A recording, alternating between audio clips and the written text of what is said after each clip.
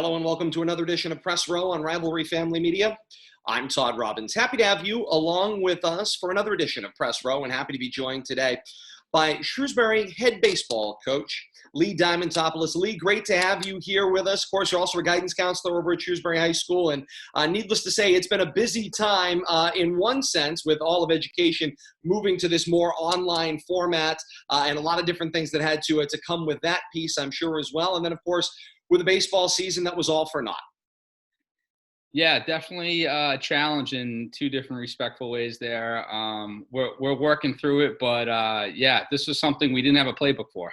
No, without a doubt. And I think we're continuing in the world of education and in athletics to write the playbook as we go along. And I know you're incredibly passionate about the sport of baseball. You do coach other sports as well, but this is like your year. This is the time of year you gear yourself up for, and obviously have that varsity program humming to a certain place. How hard is it to be away from a sport you're so passionate about?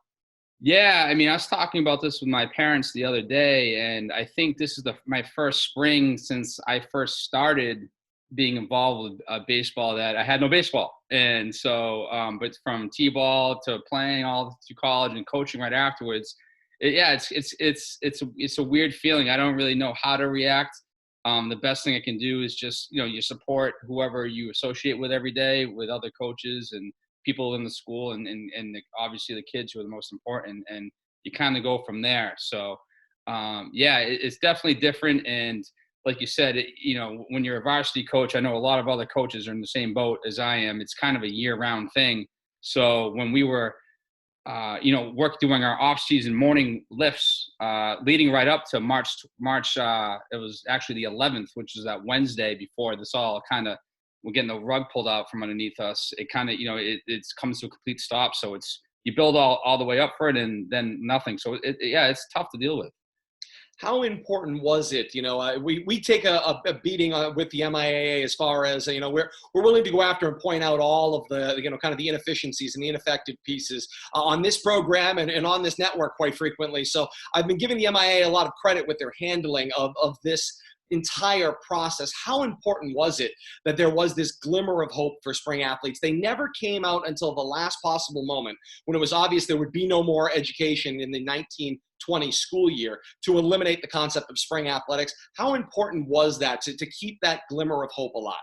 Yeah, I agree with you wholeheartedly with that. It's very easy to criticize, the MIA with different things, and I couldn't give them enough credit for the way they've handled this. I think just keeping morale as high as possible and kicking the can down the road to as late as possible. And I really appreciate, from my standpoint, everything they did with communicating scenarios and being timely with any information they could provide. So, as difficult as it has been for all of us, I think they handled it in a very professional way.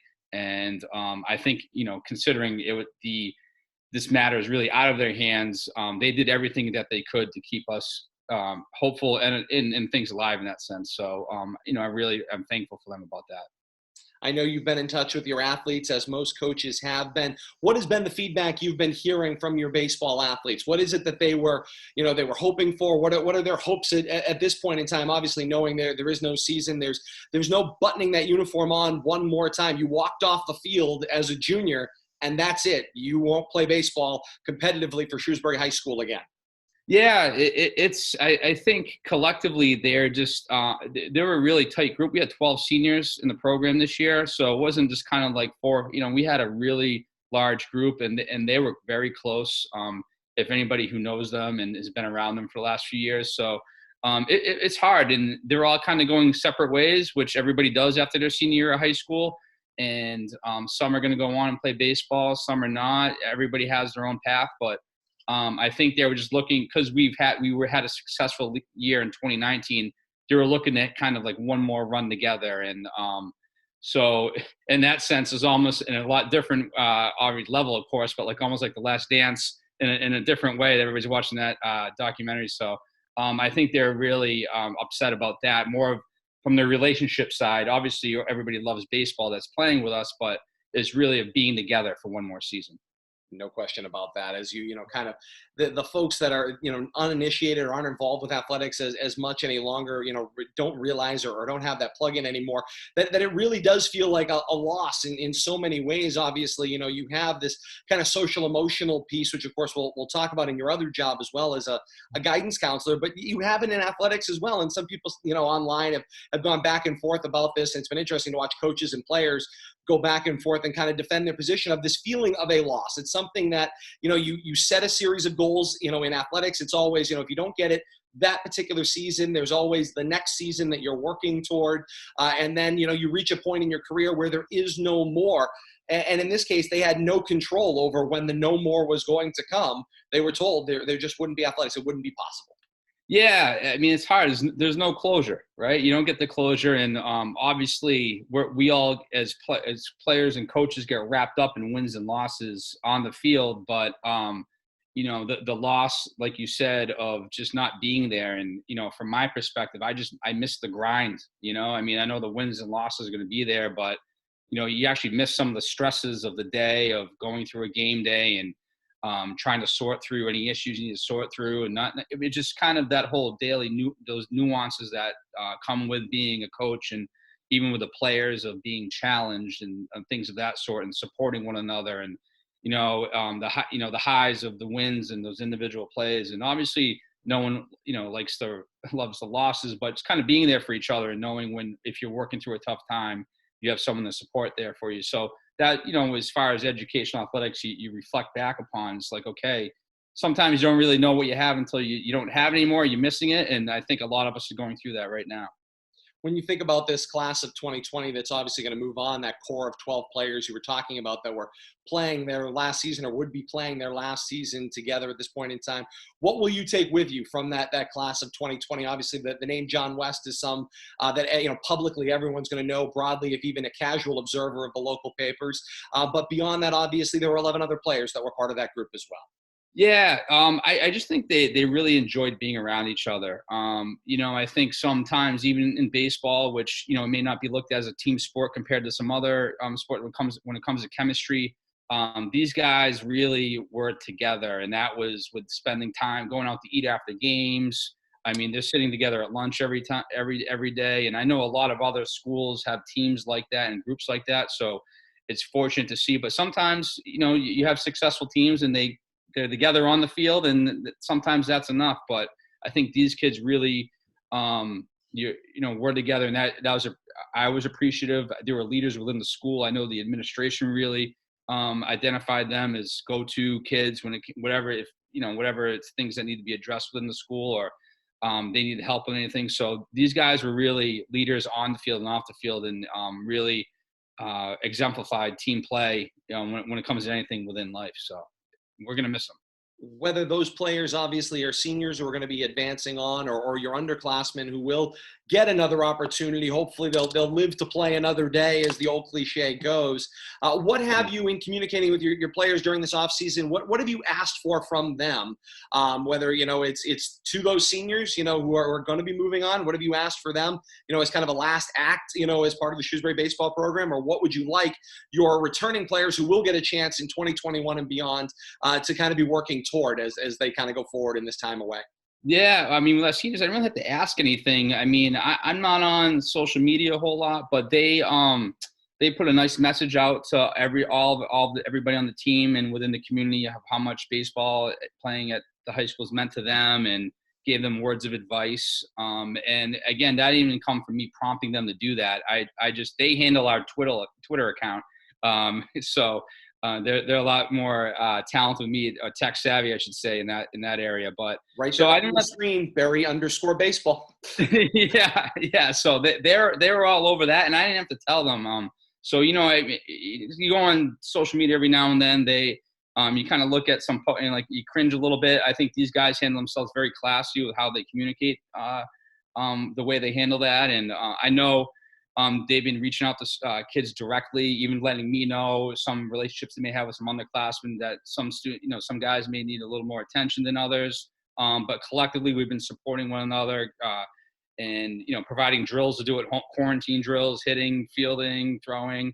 And if there's anything from the younger guys, it's really just kind of grab the torch, and the baseball will take care of itself. But as far as being a good teammate, being on time when that time comes around, and supporting one another, I think those are immeasurable, values and those intangibles that really make our program to continue to be in a good place, and hopefully keep that momentum going. So again, by the time senior year comes around, those kids, they know the drill, and they're an extension of me in a sense, which is great to see and hear, and even when you hear about it from other people within the community. So they're doing what they need to do. Is hopefully the underclassmen can just make sure they recognize that what they're doing is right and keep it going. Shrewsbury is, of course, a very lucky community in the sense that it has a lot of the things in place that communities really do aspire to have within their athletic programs. And of course, not the least of that is to have this great youth feeder system. So when I think about a Shrewsbury spring athlete in bat ball sports, whether it's baseball or softball, I think about athletes that kind of started over at Dean Park, then worked their way over to the old high school that's now the middle school and the fields there, and then obviously worked their way up to the top of the hill there at Shrewsbury High School. It's a full community effort to raise these bat ball athletes.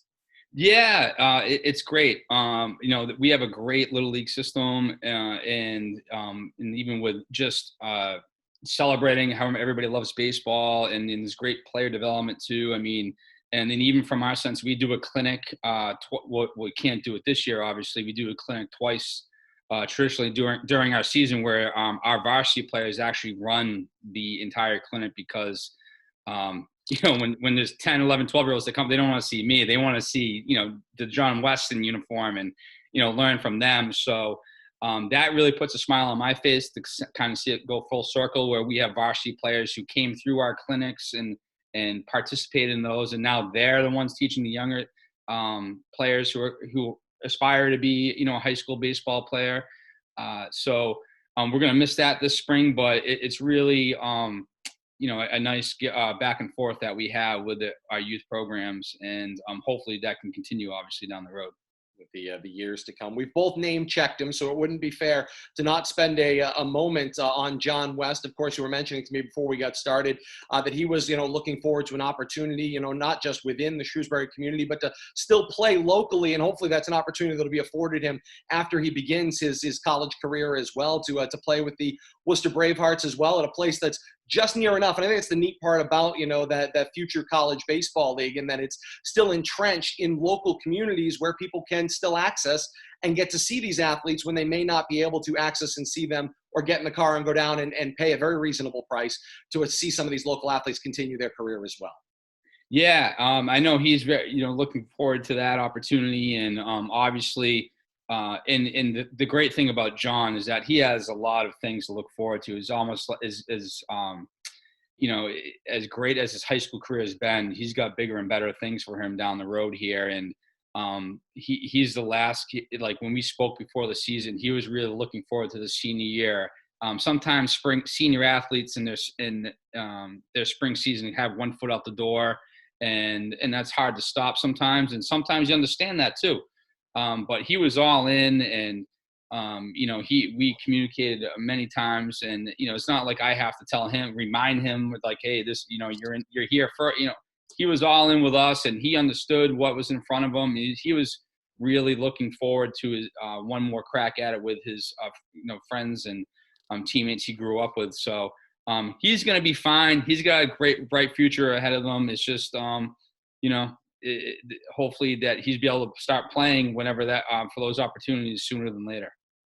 You mentioned the quarantine drills and trying to keep your athletes obviously engaged in training. And again, whether they have another athletic opportunity on their doorstep, if they are a senior moving beyond, or if they are, somebody who's going to be returning at that point in time.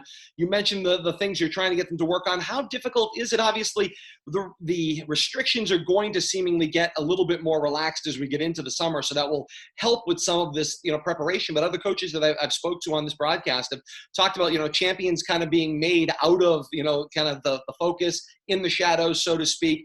And then, obviously we'll see down the road in the fall, winter, and spring what those athletes did, during this time period where nobody was paying attention. What can an athlete do when you're by yourself? You're limited with what you can do. It's very hard to play catch with yourself.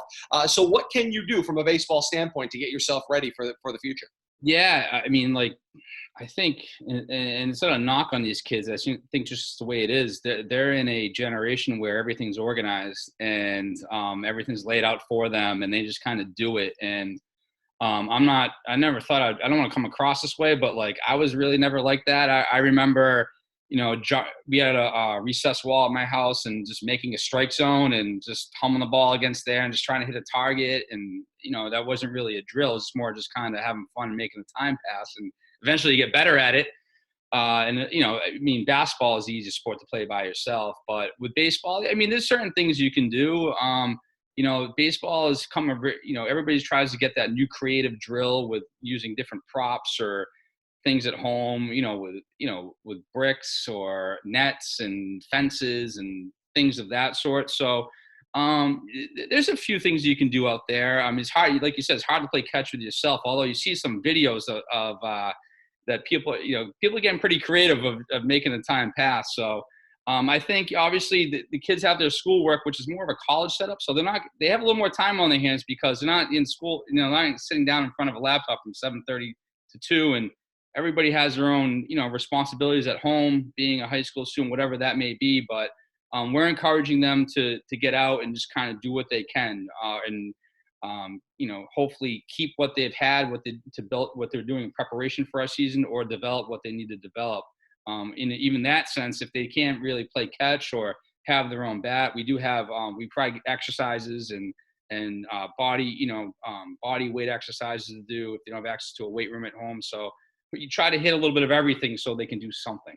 No question about that. You hit on something that I want to kind of venture off on a little bit of a side, because this is a conversation I've had with my own students as well. Students talking about that kind of engagement piece, whether they're involved in athletics or not, having this large amount of free time, the freedom of a schedule movement with this virtual environment where you're not locked into your education, 6 hours straight, and then you get on to other things. You're managing it within a larger environment. And I think there was a really great point you made, and I've tried to make as well to them that, this is what your next step is going to look at, whether it's junior college or a 4-year university.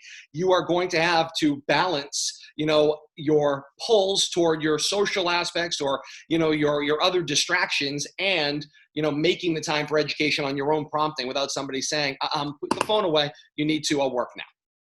Yeah, 100% on that. I mean, this is kind of more of a college learning environment they're going through right now. And even when, I guess I'm putting my counselor hat on, I always tell students, busy is good, and not to overschedule yourself. I believe in balance, but having a set schedule, so with athletics, or if they're doing performing arts or whatever it may be, working, they know when they can get their work done. I think having more time on your hands is actually a detriment to being productive, because you get lazy. And I catch myself certain days, if it's raining out there, or it's even snowing a few weeks ago, it's like, all right, you don't really feel like doing anything.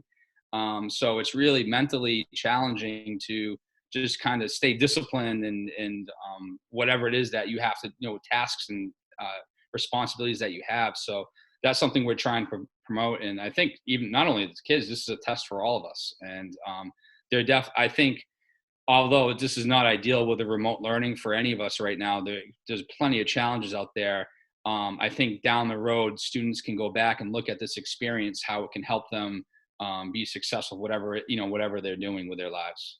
Find the positive in whatever your experience is, and however you can move forward from that. Of course, the MIAA just within the last couple of days has released a set of updates or guidance to answer some questions that people have out there. There, things that they're wondering, whether it's going to be, how the summer may function, or, how we'll return in the fall. And a lot of that is still, I think, in the unknown variety, because we don't know what education will look like. The one thing we do know, whether it's college or high school athletics, there aren't going to be any of those if there isn't some form of formal in-person education.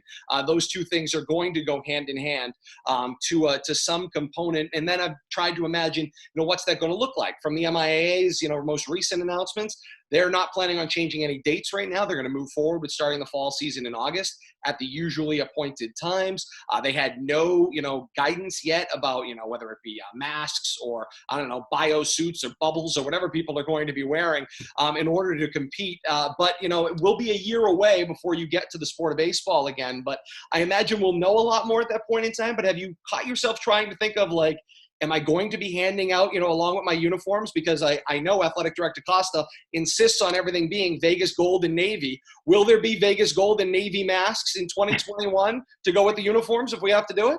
Well, I mean, and you're right on with that. I mean, Jay Costa, I wouldn't want to work for anybody else, but I'm telling you right now, I think getting thrown out of a game, you're going to get less criticism for him than not wearing the school colors. So he is the Vegas gold and navy blue for sure. So I'm with that, or neutrals, gray, black, or white, mixed in a little bit. That's acceptable. I think as who knows what this is going to look like. I guess whenever I'm coaching, especially in the winter, if there's snow days or in baseball, if there's rain coming, I always tell the kids, don't play weatherman. We're playing tomorrow, and that's the mindset that you need to have. And I think to a much larger scale, none of us, I'll tell the kids, none of us are epidemiologists here. We need to plan like we're playing. And then mindset wise, it's easy to take the foot off the gas and like, oh no, we have to be ready. So, my hope and our biggest challenge will be in the spring. Like now, who can hit a curveball after having entire spring and a big part of the summer off? I hope that's our biggest challenge, because that will be one. But yeah, I think there's going to be some other measures in place that, we can only predict at this point, but it is probably coming. So hopefully it won't affect us too much. But, again, I think we're getting to the point where just be able to compete is something, it's better than nothing. A step in the right direction for sure. While we're on the subject, of course, of the athletics department and projects that are going on, Shrewsbury baseball and softball, I know we're targeted for a facility upgrade or perhaps getting something going there. I know AD Costa was struggling with the idea of potentially going artificial up on that top. Too much of a purist to perhaps agree to go with an artificial surface on either the baseball or softball playing surface, but I know there were some targeted facility upgrades, and I know obviously with everything going on, that certainly put a nix on that. What would you like to see, obviously, in a facility upgrade coming hopefully to a baseball field near you? Yeah, hopefully we can get something improved upon at our field. Again, it's a phenomenal place to coach and work, and for the people that's there and support within the community. However, we're due for an upgrade, and hopefully. After what happened with our football, lacrosse, our all-purpose field that really is, soccer, but I know it's kind of labeled as a football field. We're able to, dig in the pockets for that. But in our league, which our Midland A league, it's just there's great facilities around. I know Leominster, it's obviously very. It's really nice experience to compete at Doyle Field and see what they do there. And Leominster really does it the right way. So we're hoping to catch up to that as far as from a facility standpoint with our baseball field. Coach Barnaby over there at Leominster always says we have the money with all the if you see the houses in Shrewsbury. I always say, well, you haven't hit every neighborhood yet. We're still not everybody is above the poverty line, jokingly.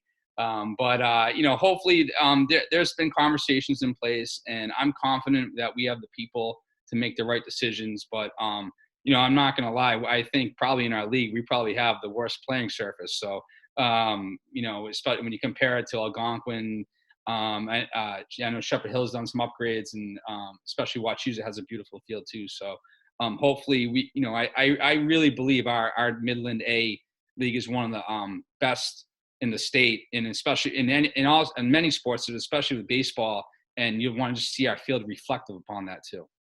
No question about that. And of course, you guys are that much closer to the sky. I feel like you take much more of a beating with the rain and the snow than anywhere else. So certainly it influences the quality of the ability of that playing facility. Of course, we all love clay. It's wonderful. It's just not wonderful in Massachusetts. I think that's the kind of the problem with the playing surface in baseball and softball. That's always the drawback. Yeah, if we had a limited resource, I was more of a natural guy at first, but like the turf is great. You know, playing down, we play practice sometimes, or even play games on NEBC. And when you have to worry, you don't have to purchase rakes or worry about squeegees and whatnot and quick dry. I mean, that's in a perfect world, that would be what to have. Yeah, for And sure. of course, you're always competing with the school not too far away on the other side of town, who has a phenomenal baseball facility to go along with a great football and multi-purpose facility as well. Yeah, I mean they have a great facility down there. We always have fun competing with St. John, especially when we're away. I always try to say, even if it's them or anybody else, it's fun to be on the road and compete. So yeah, and they have it. I mean, let's call it the way it is. A lot of respect I have for them over there, but they're playing by a different set of rules when it comes to alumni support and different financial resources. So hey, credit to them, kudos to them to be able to have that and making good use of what they have, because it is a very impressive facility that they have. Yeah, the opportunity to catch up is there, as is the challenge along the way as well. When we think about competing with them, and of course, competing with anybody within that mid-watch, conference, you've got to, of course, consider how the postseason will be affected. And we knew this year we were going to start to see at least a little bit of what that was going to look like with some of the Max Preps rating systems, and then the introduction of this idea of this statewide playoff system that was accepted. And it's kind of been lost and forgotten about a little bit with everything else that's been going on. It got a little backburnered after it got voted on in February, but it is something that is coming. It wasn't due to start this next 2020-2021 school year. This was supposed to be a study year, get everything in place, get all of the placements done as far as teams go and what divisions they'll be in, and then it was going to start governing things as far as a statewide playoff goes in the 2021-2022 school year. But the thing you were going to see was how the Max Preps rating system was going to kind of take over and steer things away from things like the Walker system and the Sullivan rule and all of these other fun little cliche code words we used in MIAA land that I never really knew what they meant.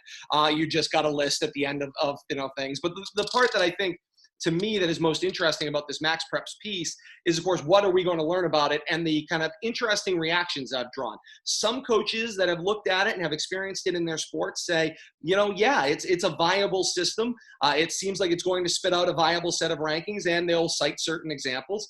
Then you have folks that fall into the camp that I tend to be more like, which is Max Preps equals Wikipedia. And until they prove otherwise, that's kind of how I'm going to treat it. Anybody can sign up. Anybody can put any information in they want. So there has to be some kind of safeguard and control on the data that's going to be going in and ultimately spitting back these rankings. But where do you come down here on this new Max Preps rating system? What have you seen? What were you hoping to see? Yeah, I mean, I guess, I'm not smart enough to figure out all these formulas and whatnot. Even the Walker system, thankfully, I have some very smart assistants when it comes to punching in numbers and doing the databases. I guess I have to see it out. I have mixed feelings of a statewide tournament. I get that. It sounds pretty, it sounds cool from just kind of like making everybody, of the different matchups you can have. My worry is the district tournament. I think that's been such a staple, even in Central Mass, of how the district tournament has drawn numbers and crowds and interest within our district. So it'll be interesting to see how that plays out. I think I'm not going to question formulas of how that, Max Preps versus Walker system. I think, I trust the intent of it, although I reserve my judgment to see how it, how it goes these first couple of years. And I know there's been a conversation of maybe cutting down our regular season to have a district tournament, still have your 20 games, but have a pseudo district tournament, I guess, without a better way of saying it. So you have that playoff atmosphere and teams be able to say they're the best in the district before the statewide tournament happens. It's kind of like even with the Super 8, going before this whole Super 8 thing happened too, which is, I know, different from the Max Preps. It sounded like a cool idea. I don't know how much better it makes things for us.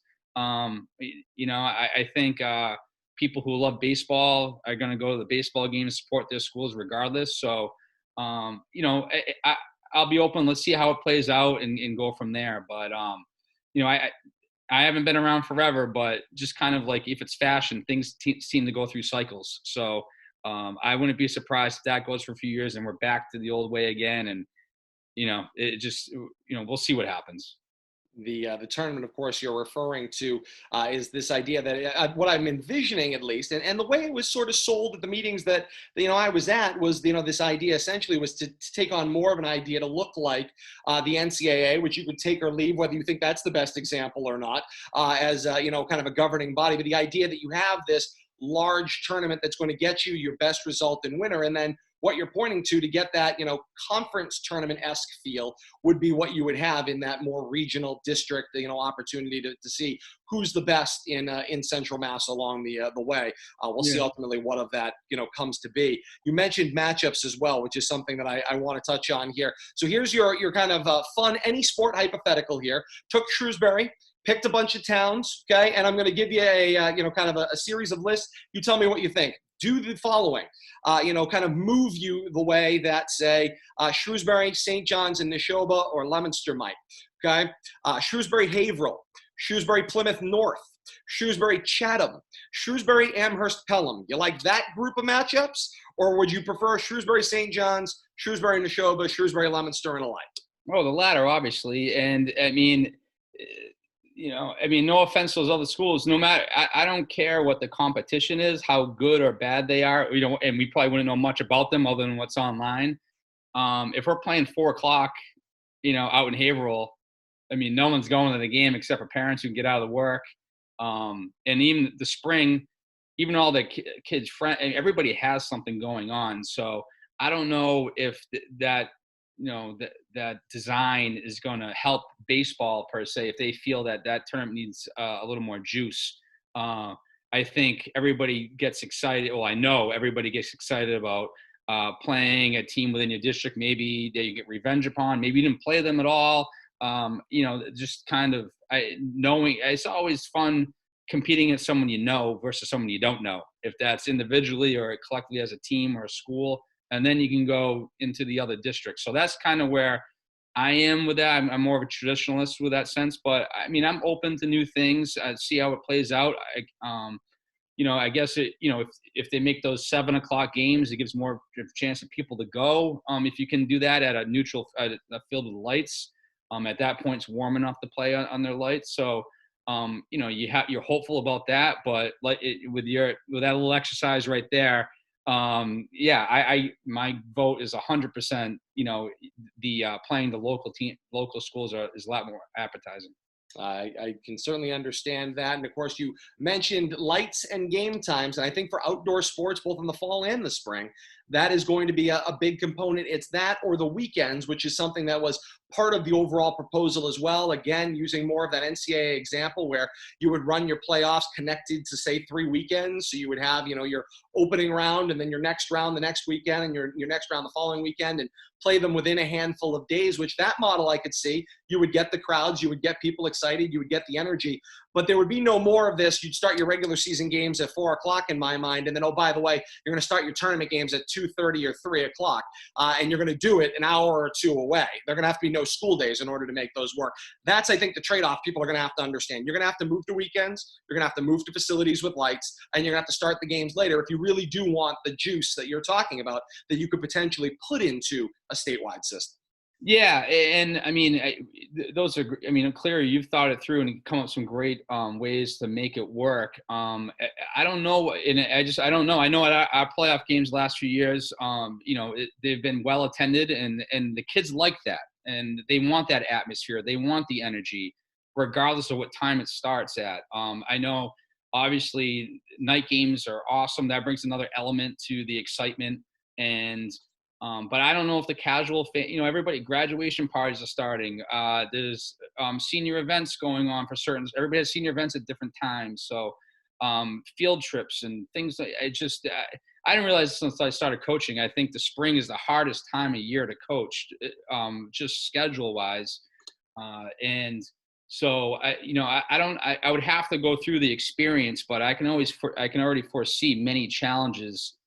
That's going to accommodate both teams and everybody within terms. Someone's going to feel slighted at some point with how that plays out. So we'll see. But yeah, like I said, hopefully they'll be able to consider night games something neutral. If school, I mean, if we're playing Pittsfield or, someone as far, who knows, Beverly or something like it, just meet halfway or something. But does that lose some of the luster as well? I don't know. So we'd have to see that play out. I don't see something broken with our district tournament right now. So if we can keep that incorporated somewhat, like you said, that conference type atmosphere, like colleges do it, then I think that's a fair compromise.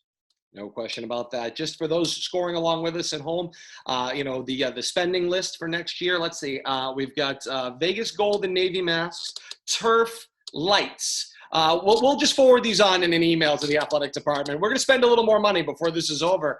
No question about that. That's started already. I mean, you're well in tune with things, even with the catcher's equipment. It's going to be NOXI stamped, that's correct. Approved for that. So even then, wearing the school colors, ordering new equipment there. When you're accessorizing in the sport of baseball, the bill goes up pretty quick. Thankfully, there's no shortage of options for purchasing, and that's the good news. Boosters, hopefully, we'll connect them to this post as well. We'll get them all connected up with this shopping list. Coach, one of the other pieces to this thing that I've been picking up as we've spoke to other coaches and athletic directors, placement has been such an interesting discussion. I've learned a lot more about placement and kind of where they fit. Shrewsbury is interesting in that people look at it and go, small town. You referred to it, a little while ago as maybe being a town, that's a little more well off. So they say, okay, if you look at those items, they tend to push you a little higher into those larger categories to be considered a larger school or a Division I school or whatever the highest matrix might be. But other schools are looking for these kind of, what's the right component? How do we create a league or a division for a statewide tournament that is most fair? And then, of course, there's the debate between, is it, is straight numbers the fairest way to assess it? Do we have to consider, whether something's a technical school versus a comprehensive high school?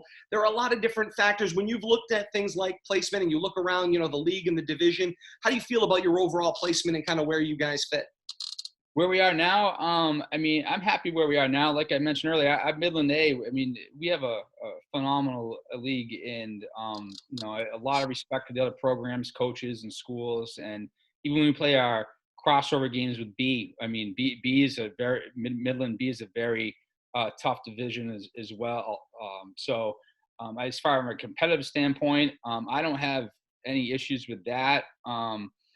I know sometimes the schools get breathers if they don't have the numbers, and I get that. I'm not going to sit here and try to be cold-blooded and say, a team should be where they are because of where their enrollment is. So I guess I don't know if there's a formula for that. I think conversation is appropriate as far as creating appropriate competitive games, and then eventually when it comes to tournaments as well. So I would, just from being stubborn, I would never want to see us going down at all, put it that way.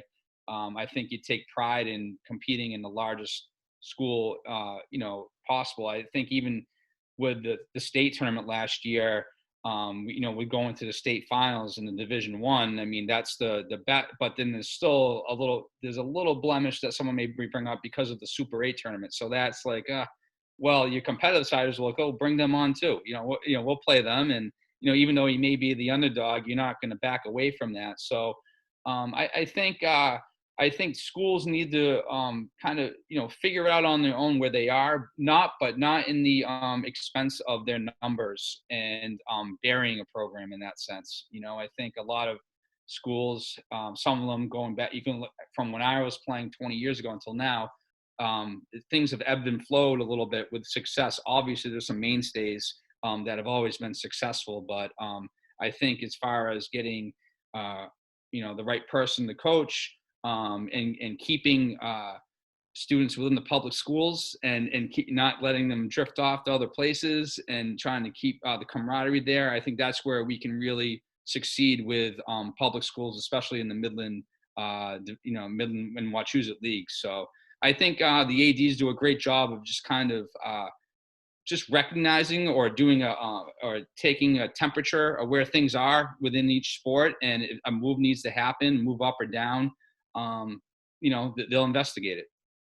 One of the things that certainly stood out to me about this, tournament option and how we might, move people around, that I think I was more in favor of a statewide tournament because of the alternative, which the alternative is something you've dealt with, which is, the alternative was to just change the district lines a little bit, from that north, south, central, west, that kind of followed the county lines, to start, drifting more Eastern Mass schools to central, more Central Mass schools to west. And Shrewsbury is kind of right on that border between east and central. You're close enough to be in with some of those Eastern Mass schools that they'll keep shoving this way, which was the alternative. The alternative was to, if you didn't want to go to a statewide bracket and you wanted to keep sectional brackets, you were going to have to deal with, teams like Franklin, or teams like, some of these other schools, a Lincoln Sudbury, being considered Central Mass schools. And I think as that is the alternative, that's not the system that I think you and I were advocating for, with, more matchups between Neshoba and St. John's and Leominster and Shrewsbury and alike. So it's not the same thing. So if we're going to go that far, to me, it seemed, at least, well, logically, let's just dump everybody in the pile and make everybody, kind of set up the best bracket of 32 that we possibly can. Yeah, I mean, that's fine. And that makes perfect sense. I mean, it's hard to have it both ways where, okay, you're gonna keep your leagues, but then sectionally, or even, then you're going to be in a different section and play different teams. So you might as well make it a state tournament anyway. It's like, to your point, it's almost like in football, you can't have league and division, and you can't have the best of both worlds there. So, I mean, not to bring it back to that. They keep doing it anyway. It starts with that, and it always starts with football. But, yeah, I think, if you're going to re-sectionalize everything, well, then you might as well recreate the leagues too. So we'd be in the same league as Lincoln, Sudbury, and Franklin, and things of that sort. Because then why would you want – then the district tournament, you might as well make it the state tournament. So to your point, it makes sense. And, I mean, there's two sides to every argument. You just want to be as consistent as possible. So, I don't really have a large objection to keeping our leagues and then going to the state tournament. You have to see how it plays out and then use that data to create an argument of what you want, I guess. But with baseball, I mean, and I don't have, evidence on this. I just think, a lot of Eastern Mass schools are very happy with this, so they don't have to use as much pitching. If there's more schools in those North and South district tournaments versus a Central Mass, which again, in their minds, creates an advantage for us. Certainly one of those points. And of course, you bring up the idea of, managing your pitching and counts and things like that. There was a series of rules you folks were going to be dealing with this year that you won't now. That'll get kicked, another year down the road. But that comes with, of course, managing pitch counts and things of that nature, which is something that kind of strangely has gone bottom up. Usually we see a lot of rules go top down, whether it's pro to college, college to high school, and on down through the youth ranks. In this case, it's kind of the bottom up thing. A lot of these kids grew up with pitch counts coming up through Little League, and limiting not just how many days they can throw or the amount of days between when they can throw, but literally how many physical pitches they can throw in a given ball game. Yeah, put it this way. I'll start off with this. I'm all for player safety, and would never want to put a kid in a compromising position in that sense. But in the same breath, I don't know that. I mean, I think our system that we have to do a pitch count system, I'm fine. I don't have a problem with it. I'm clearly we were all set to go with planning things out and how to stretch out pitchers as the season went on. So we never want to put a kid in a compromising position. But I think we're a little too wrapped up in pitch counts where, we're so entrenched in numbers. It alters your decision making in a player, a parent, or even as a coach. Where you're almost robotic to a sense, where you look at something and, I mean, you see it in the pros and they have data to back it up. We don't have that much data, game to make those game decisions. This is obviously more health for this, the health and growth of players. But I'm a firm believer where and we do a weight training program, a strength and conditioning program, where if you're training your body properly, and then every player has their own limits when it comes to pitches, in days off too. So again, I understand and I support what's being done for us and our coaches association. However, I just think in a sense of baseball altogether, through a few extreme bad experiences that have happened, everybody's getting punished in that sense. But I think, in the end, this is the world we live in. However, I will make the argument if everybody says, well, they should, well, if we're going on this, for baseball, I coach football as well. I mean, with concussions is at the forefront of health for everybody, not just our youth. Well, are we getting to the point where only a certain running back can have as many carries per game, or a linebacker can only blitz so many times, or if you play, you only get this many snaps for the risk of concussion in football? So that's where I think we're a little oversensitive in the sport of baseball when it comes to arm health, where if you take the necessary precautions with training your body and trust with coaches and just conversation, you are not going to put a player's arm at risk in that sense. I'll support your point with this and give you a chance to comment on it. And maybe we're just going to demonstrate our age somewhere in this conversation. But I seem to imagine, and what I remember growing up playing the sport of baseball, it was never so much, a question of how many pitches somebody threw. You had those rules, like there had to be so many days between when you threw when you were younger and alike. But it was more a question of the mechanics, being taught the proper mechanics, not being taught a curveball so early. I can remember catching, a number of pitchers who were going to these pitching camps, and it was always like, no, we're not going to talk about a curveball when you're age 10. We're not going to talk about a curveball when you're age 11. We're going to let the arm develop further along muscularly and otherwise, and let your mechanics develop into your body before we start talking about diversifying pitching. Would that be something that, although harder to govern, is it more of a conversation of that? So by the time you get to high school, we don't have to worry about that because we've taught everybody up through youth and up through their early days of playing how to properly throw the baseball to avoid any of those arm issues. Yeah, I mean, that's super important. And like all of our body, and listen, I'm not an expert with the human body here, but we all throw a ball differently and our bodies react differently. So I think knowing that and make sure you get the proper coaching and experience and just having those conversations with your parents and your coaches that allows for your best experience. And yeah, I mean, I'm going to sit here and I sound like an old dog. I mean, like I remember in my state, I threw 148 pitches in the state semis, and 2 days later we were playing the state finals and I came in relief. My coach asked me, "You didn't put 40?" He's like, "Are you all right?" I'm like, "Yeah, let's go." Like, I'm not going to say no to having this experience because I would be and now again, I played college baseball. I have much of future. I'm not a pro prospect or anything on that end, but I wasn't going to give up a chance of having an experience or of being in the moment.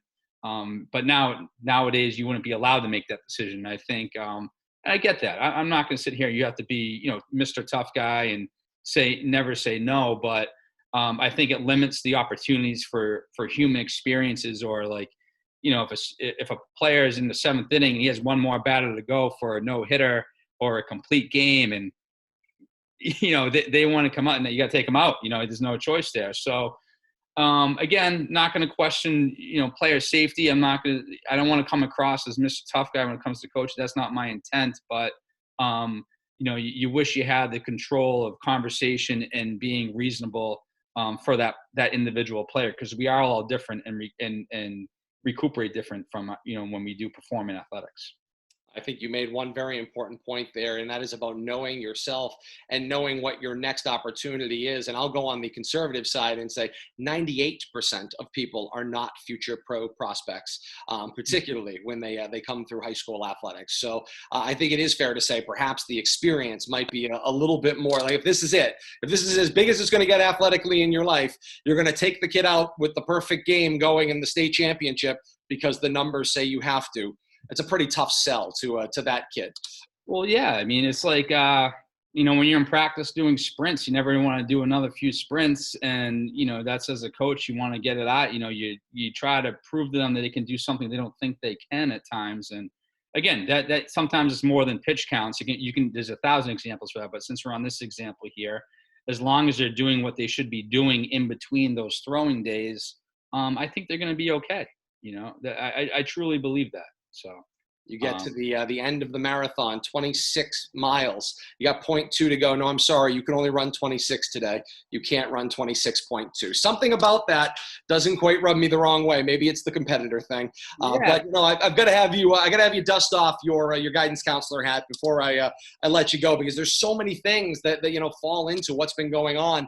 You know, from a standpoint of education. You know, that play into this, not just in the delivery of content, but obviously in how we take care of students and help them through whatever they're going to be experiencing, you know, whether it's the tail end as a senior or it's the freshman who's just trying to get to sophomore year somewhere along the way. How has your job as a guidance counselor changed dramatically, I imagine, but how specifically has it changed in this virtual environment? Yeah, it's been very challenging, and you know, it's kind of like it's almost like a microcosm of what's going on in the country right now, where you know, some people think we should be open with everything. Some people think we should continue to be closed with the way, you know, with just the economy and whatnot. And even within our school, some students want more work. Some students are very overwhelmed. So I don't think we're in a position where we're going to make anyone happy in as far as the way things are going. And I think many districts have done this, but I was happy to see that our district really took the emphasis off the grade, where we're pass fail for the semester and there aren't final exams. So it's really, I think, I mean, who knows? I mean, we don't really retain as much as we think we do when it comes to learning from high school. I think it's important for the students to stay connected with their teachers and their friends, because that's the most important thing for their mental health, with their relationships.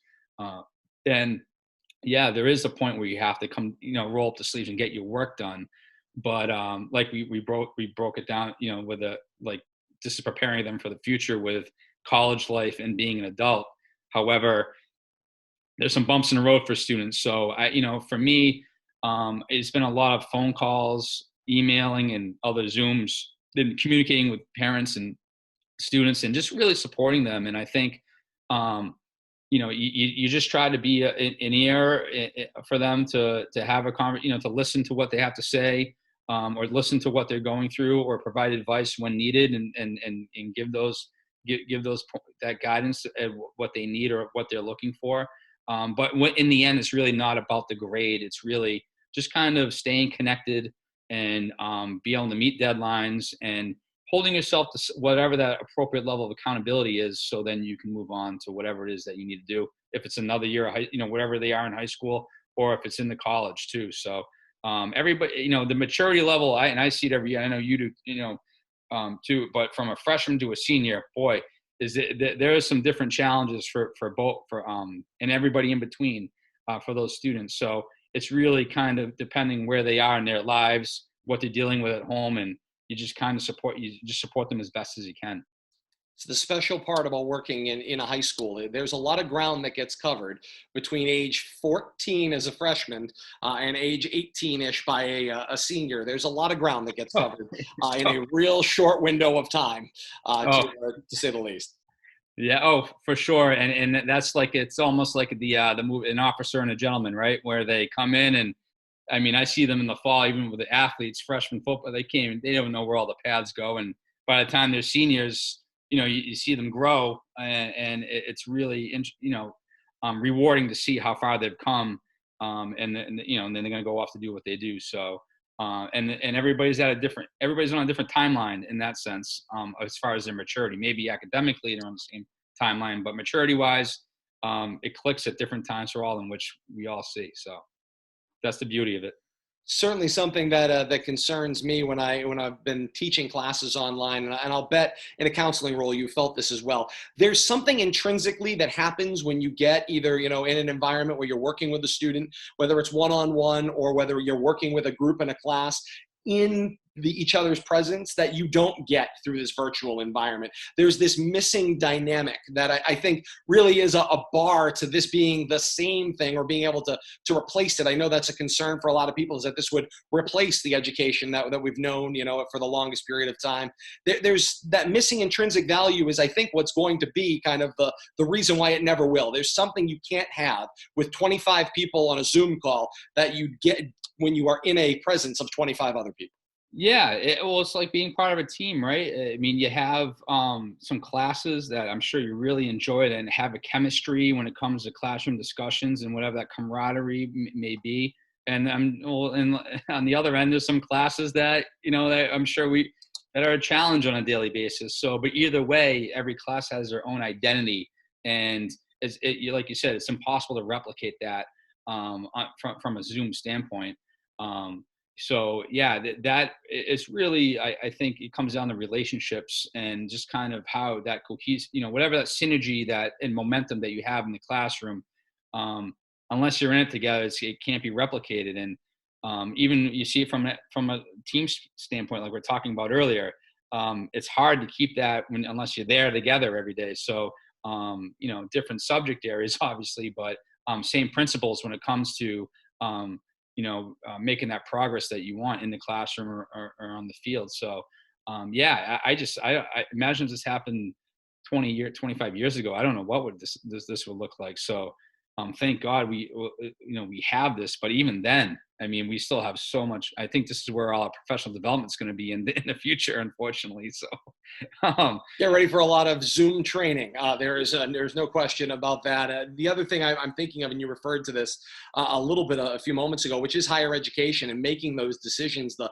month of May is such an important time for students as far as charting their course and making some decisions. And the thing that I really picked up on talking to students was how much more difficult this decision became on a number of factors. Part of it's financial, right? A lot of parents may have, we've got an unemployment rate nationally somewhere around 30%. Money that you thought was going to be there for education may not be there anymore through no fault of anybody other than obviously health and safety. You have some students who have pointed out their schools have told them straight up, you're going to have to pay full freight, but we're not welcoming you to campus come this fall. So you're going to be a virtual student paying all of the fees and everything that goes with being a student at University X, but you're going to be sitting in your living room. That's a real hard cost to swallow. I go back and think about my own private education. Sitting here at home would have been a huge difference than going out to campus and getting that campus opportunity. And so one thing I've certainly picked up on is students considering either deferring their acceptance, 1 year, or taking a gap year and choosing not to matriculate, this year. There's a lot of, I think choices that made a difficult decision that much more difficult. What have you seen from the counseling suite? Yeah. When I'm talking with students about that, and, colleges have given students some extra time to make their decisions. But it's a hard, you can't really answer it for them. I think you have to talk through what those students are going to value in their college experience. What are they looking for? And then that will help them prioritize, how to make, whatever decisions they have to make and what they're going to do. And, from my opinion, I would never, you want to do a gap year, go ahead and do that. The colleges they're always going to be there. Whenever you decide to go back, if you want to enroll into a community college and do the online learning that way to save some money, but still feel like you're making some progress, that's an option as well. And if the students feel comfortable doing the online and they have the means to cover those costs, well, then that's their choice. I always tell students, part of my, I reflect on my experience, and part of my college experience was having the experience of being on campus. So, and I know that's for probably the majority of students. So, the college is in a really, really tough position to make that happen. And, it's interesting to see what they're going to do if the numbers start to dwindle as far as these deposits, because some of them have extended to June 1st, and how that's going to look and what they're going to offer. So, and then with the juniors, how does that look like for them when all these students defer? Like, how is that going to affect the acceptance rate? So there's a lot of unknowns there where people are trying to find that answer to, and unfortunately it's kind of a wait and see. So when with working with students and families, is really looking, okay, now why did you choose the school? Why do you value it? What are you looking for that? And okay, then are they going to let you defer that and take that gap, or do what it is that, if you want to take some time off? If they do, then that's fine. You can always go there, because I don't, you and I know this, but not everybody's on the 4-year plan. Sometimes it takes an extra semester or two. In the end, it may not make that big of a difference as long as they get that experience, because I think that's really, high school is a phenomenal time of your life to grow up, like we said, from freshman to senior year. But I think college is when you really start to figure things out.